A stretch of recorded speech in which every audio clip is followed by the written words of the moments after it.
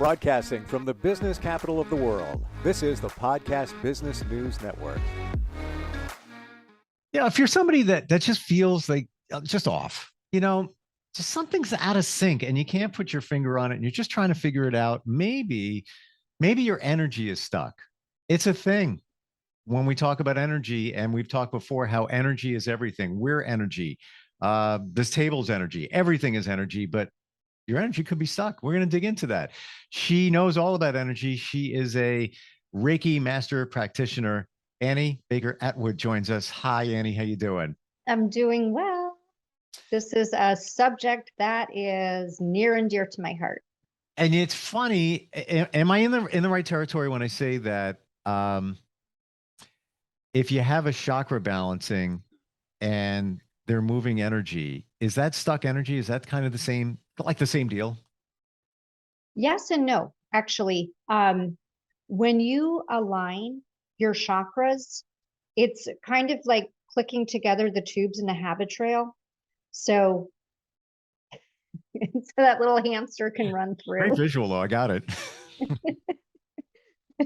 But that energy is there for you to manipulate, if that makes sense. Sometimes energy hasn't been activated. So you can have unactivated energy. You can have stopped energy, like a big traffic jam. Sometimes cars are just stopped, right? Because they're clearing an accident. Sometimes cars are moving, but they're moving slowly because of congestion. And so those are three things that I look at and kind of get a read on if somebody just feels out of sorts or imbalanced. And those things they can be present at the same time, or just one of them can be present. And so energy always wants to move. You feel best if you're driving your car, if you're moving. You have a full tank of gas. You have really, beautiful tires on your car's tuned up. Then it's fun. It gets dicey if your tank is on fumes, you have a child in the backseat who has to pee, and your tires are, not great, and all of a sudden it starts to pour. Not so fun. Yeah. And I did a lot of driving with my kids. And I've been in all of those situations. So fortunately, those are not the pouring rain, but scenarios that you have ownership of. You have ownership of making sure that your car tank is filled and that you have proper tires. Not so much about the children needing to pee. They can do that even if they just peed. Mm-hmm. I know that for a fact. But there are certain things that you can do to enhance your user experience. And you can also take that analogy and make sure that you are having good energetic hygiene. And that's one of the things I want to talk about today. Yeah, let's go to that stuck energy. Where do we start with that? How do we identify that we may be somebody that has stuck energy? Yeah. So I want to talk about the energy centers. I'm going to get Mr. Bear here. So your root chakra is in between your hip bones. And for your root chakra to make sure that it is flowing, we say, I am fully present. So the opposite of being fully present, are you distracted?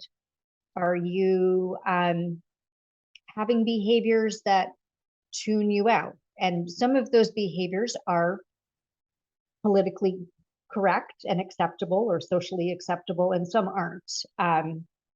One that's not is, heavily using drugs is a way that people tune out. One that is if you're using exercise inappropriately, where you're so involved in exercise that nothing else can exist. And then we go to our sacral, which is just underneath your belly button. And your sacral, you say, I use all of my senses. And so if you are flowing your energy, you're really able to identify in the moment your vision, your smell, your auditory, your taste, your touch.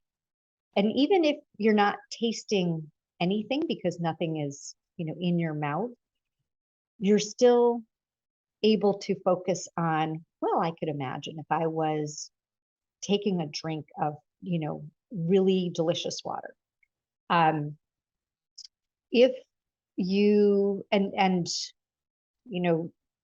for many folks who end up contracting COVID, their sense of smell and taste are not there. And it really is disconcerting. And it's not their fault, but if you are experiencing a lack of smell and taste, your sacral chakra is not working properly. And I want to say that it's not anybody's fault if your chakras get out of alignment. It happens. And that's why I teach you how to get them back into alignment. For instance, chakras spin opposite directions. So they one spins clockwise, the next spins counterclockwise, clockwise, counterclockwise. And if your energy is not spinning the right way, you need to get it spinning the right way. One reason that it might stop spinning the right way is after you eat, because your physical body is needing to take a little rest. I was working with someone who, is it called a stent? For their heart? Yeah. Yeah. And so she went out of proper spinning alignment really quickly because that was a physical influence in her body. I have a question while we're on this. When it comes to your chakras and the energy that they hold, is it always ever changing? And if you have a chakra that's stuck today, like the energy's not right or spinning wrong, could it tomorrow? It's okay, it's better. Or once it's stuck, it's got to be cleared out. No, they often unstick just like traffic resolves. Okay. So one reason you get traffic is during rush hour, you have more cars. And so you might be moving, you're just moving a little more slowly just because there's so many cars on the road. Another reason may be that there was an accident and that, brought a 3-lane highway down to a 1-lane highway. So the result is the same, that the energy is slowed, but the reasons are different and they'll resolve differently. And that's very true about your energy. Your energy typically will resolve. Your energetic system is incredibly practical and it wants to move. Energy wants to move, just like you can't really stop high tide and low tide. You just can't. It's going to happen. During full and new moons, it's more exaggerated, but right. And depending on where you are, how close you are to the equator and all of that, it's, in Maine, we have really big tides. And then, Great South Bay doesn't really have that much of a tidal effect. You have a Great South Bay there? No, on Long Island. Oh, okay. Yeah, South Shore of Long Island. I spent a lot of time South Shore of Long Island, and it's very shallow. Yes. About 6 feet deep. Yeah, and in some areas, I know we digress, but even some areas off the beach, it is shallow, always shallow heading out, and that water's always warm in the summertime. You always. can out, it just feels great, and And the other thing about Great South Bay is those sandbars are always moving. Yeah. And so that's another way to think about energy. It's always moving. And even if it's, water up against sand, it's going to move the sand. And what we want for your energy centers is you'll have a trail perfectly aligned and clicked in, and your ability to just cycle through your energy, from above to below or from below to above. Either way works, depending on what you need. Now, I want to see if I have this clear with the Mhm. different chakras in your body, 7 main ones. And you gave the habit trail analogy. Is every chakra connected to the other one, or they're kind of independently functioning? Both. Okay. Both. So if you think of your circuit breaker in your house, each of those little knobs that you click correlate to a different part of your house. So you can, click your kitchen, you can click your bathroom. But there's the really big circuit breaker thing on the side. And if that's off, you can click all those little ones all you want and nothing happens. The master switch. The master switch. So we have a master switch, and then our individual houses or energy centers within us. And they take care of different parts of us, which I wasn't really going to go into today. But we used to have a room in our house in Killingworth that we didn't use very often. And we had electric heat. So each room was zoned separately. So if we weren't using that room, we didn't turn the heat on. It didn't mean that the heat wasn't available. It just meant we weren't using that. And so there are different chakras other than your 7 main ones that you might not be using right now. One that I really wish more people would use is the sub-foot chakra. It's the one on the arch of your foot. And a lot of people don't clear that one. But it's often how, I don't want to say negative, when you are clearing energy, especially around a full moon, a new moon, especially around some emotions and energy that's really like those dust in the corners kind of stuff that has been around for a really long time. You will feel it exiting, and it feels like a Charlie horse on the bottom of your foot. I'm trying to think of if I felt that before. Yeah, and it just feels like it's getting pushed out, and it is. It is, because that's the chakra that's closest to the earth. And so when you recycle or, ask energy to leave you, you want to ground it into the earth, because the earth will take care of it. It's kind of like an amazing goodwill. It just takes care of it, it transmutes it, and Mother Earth wants it back, because Mother Earth can make it light again. How does it work for you? By the way, I want to tell everybody your website is redbootsreiki.com. And for somebody like you, a Reiki practitioner, are you continually checking your chakras and your energy? Do you become obsessed with it? Can you? You can, and I don't know if I can stand up here. One of the things I teach people how to do is to see if their energy is running on the right polarity. Does this plug match where we can plug it in? Because if you have a US plug and you're in Europe, it's not a match. Well, even with your AC outlets now, sometimes depending on your device, it's polarized. You have one lug that is wider, and you have to turn it around to go to the wider one, or else it's not going to go in. It's not going to go in. So that happens with us.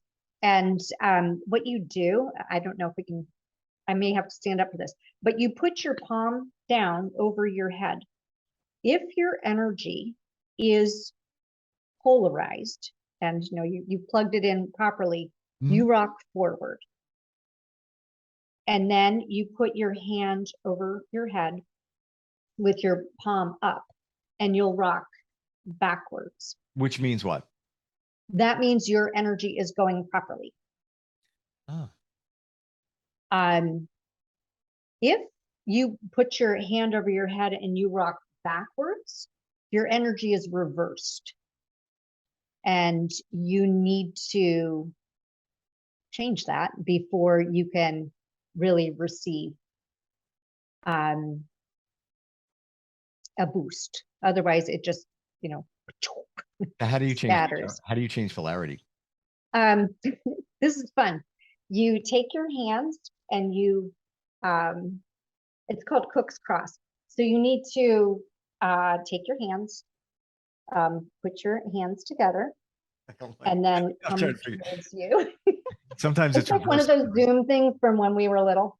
And then you cross your feet and you take your tongue and you push it up against the top of your teeth, and that resets your energy. So like that. Yeah. Mm-hmm. Interesting. Wow. Yeah. And other ways, that's how we were taught.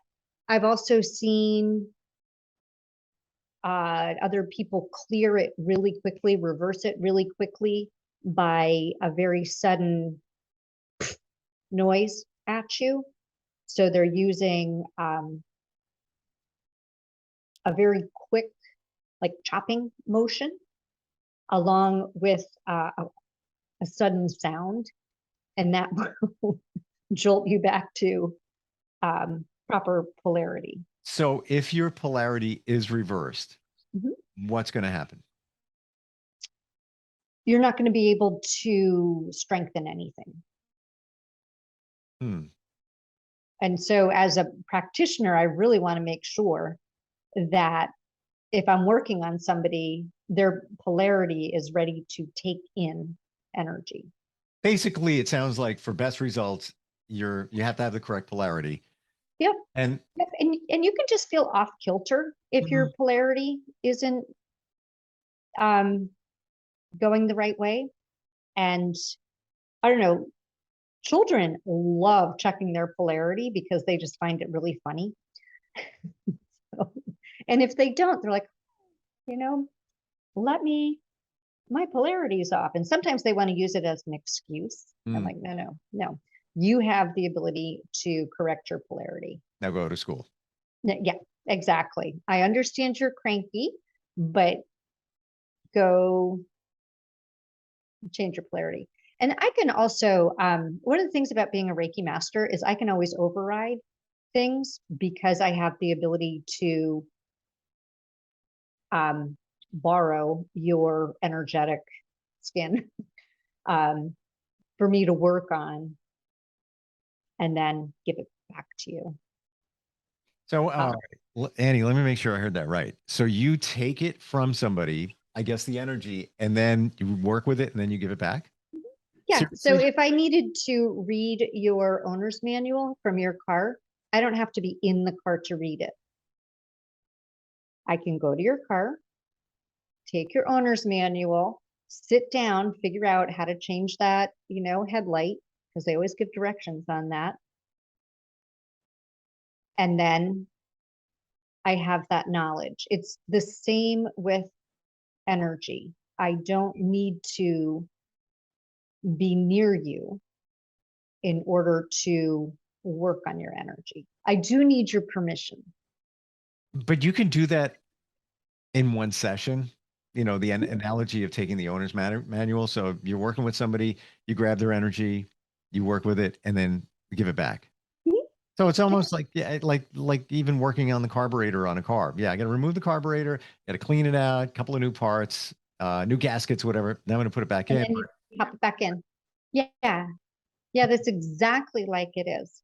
And it happens very quickly. And it can happen if I'm also with somebody. So the example I'm going to use is when we are working on somebody, we need to have their crown chakra, right? And so open, so that, top of the habit trail. For men and women who have either hair weaves or a hair piece, and they're not comfortable taking it off, which I totally understand because hair weaves take a really long time to do. I've never had one actually, but I've seen all the videos. So in that case, I would just take, their energy and put it into a thought form and work on the thought form rather than asking them to change their hair. It's just faster. How does this, for you as a master Reiki practitioner, how did this all happen? Like, how do you know, or how did it come about where you can feel the polarity, you can feel a certain energy? There's many different aspects here, and I'm sure they all feel differently to you. And I don't have it here, but the difference between a level 2 Reiki practitioner and a master level practitioner is lots of hours and just a much deeper understanding of all of the systems. So the stuff that I was talking about today is very much part of the master's level in order how, the different ways of reversed polarity or getting your polarity back into alignment. And I also study a lot of other energetic systems and correlate. Okay, we learned it this way in Reiki, and here's how somebody else is explaining it. Here's how somebody else is taking care of that. Here's somebody else's way of, taking care of a boo-boo with it. And so for me, I'm just fascinated by it. And I can tell if somebody's energy is just off. And, I'm like, and also another way to get all of your energy centers back in alignment. You can use a tuning fork. You can use crystals. You can hug a tree, honestly. Okay. And I get that. I say that to everybody. Hug a tree, take your shoes off, or walk outside. Yeah. Put you back in balance. Yes. Gotta go. I'll be back. Yeah. I Yeah. If didn't you know it can. was that easy. Wow. Yes. That's the whole thing. It's easy, and you don't need me for that part. Clearing COVID, yes, you do need me, but feeling better by getting your energy, clicking your little habit trail, it is as easy as walking outside with bare feet. Although, in New England in the winter, that doesn't work as well. But if you take your shoes off and just actually soak your feet, that's like walking on the beach, where in the sand where the water comes up. That works. Can I share something with you? I don't know if I ever told you this. I'll try and show it to you real quick. We've got a couple of minutes left, but I'm sitting on a grounding mat. Yep. And this is connected to the ground lug on the AC outlet. No shock, don't worry. It's just the ground. But where does it go? To the ground. Out of the building comes a copper wire that goes to a copper 4 foot, 5 foot rod that goes into the ground and grounded. So does it make a difference? I don't know. I think I feel better. And you know what? I could be putting my feet on it, but I find that I move my feet too much and I'm not going to make perfect contact. So that's why. Yeah. And your sits bones balance you perfectly. If you were standing, I would say it would need to be on under your feet. But if you're sitting, it could be either, sitting on it or your feet. Typically, sitting is going to give you the best grounding from your crown chakra to your root chakra. Oh, root chakra. Okay. Yep. Yeah. Just I just find it right easier. back. All right. So what would the difference be if you were actually standing on something like that? It would be, you would be going from your crown chakra and you would be activating more little stops through your meridians. So that would be going through your kind of the side roads versus your main highway. Got it. Got it. Would it be beneficial to change it up every once in a while? Put it on the floor. It depends on if you're feeling how you're feeling, because it, for the most part, if you're driving on the New Jersey Turnpike, you go north to south or south to north, and you have your, little Lombardi, fueling centers. And that's great if you're doing a direct route.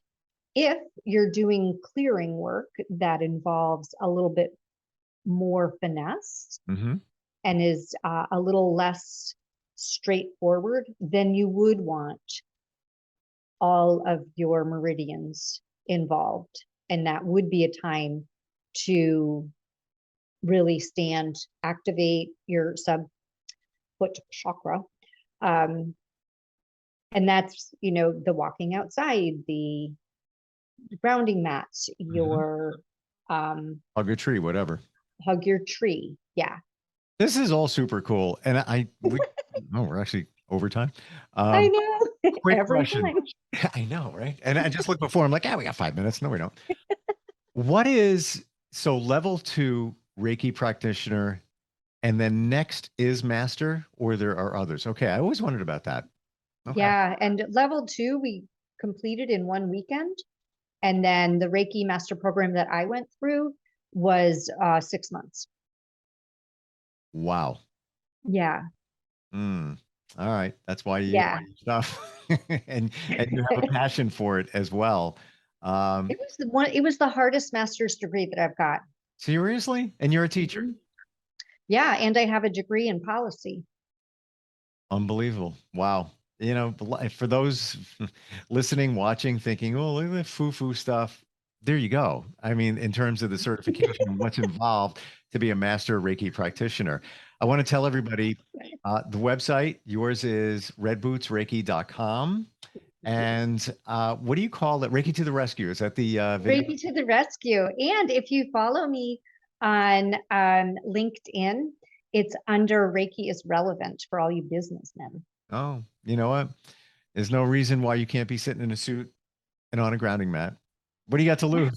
Can't hurt. And you know what's really comfortable, whether it's hooked up to the wall or not. It's good. So anybody that's got a question for you, or even wants to do a energy clearing, polarity change, anything like that, all can be done. Hit me up. Yeah. And that's the great thing, about it, that energy knows no space and time and can reach you even virtually. It's amazing. And it is relevant. You're going to perform better with a full tank of gas. And no bottlenecks and no traffic. Yeah. You're all cleared out. As always, Annie, always great talking with you. I know. I always have so much fun. I know. I learned so much. And it's just like, I don't even feel we're doing a podcast here. I'm just hanging out talking with a friend. I know. That's what a podcast is. It's like skipping with your best friend. And it's like, I got a friend. I got a Reiki friend over here. She knows her stuff. So, and certain things you do need me, but for a lot of it, you don't. And as I'm learning today about, especially the polarity shift as well. So I look forward to talking to you next time we get together. And I'll ground you later. Are you looking for even more of the podcasts and hosts that you love? The Podcast Business News Network is proud to announce that you now have even more ways to listen live. Check out the MyTuner Radio, online radio box, and Simple Radio apps on iOS and Android, or find us online. Search for Business News Network on mytuner-radio.com, or search Podcast Business News Network on streama.com and onlineradiobox.com/US. Take your podcast on the go and don't miss a minute of the action.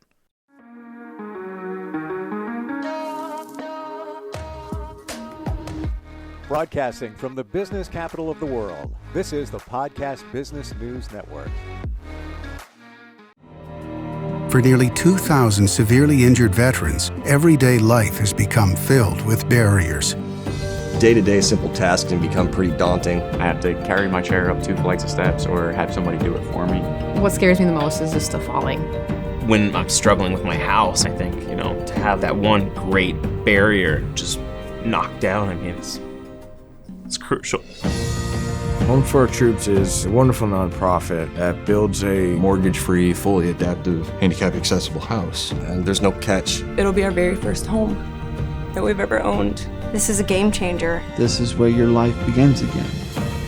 We need you to join us in completing this important mission. Please visit hfotusa.org and help build homes and rebuild lives. Because of you, everything's going to be okay.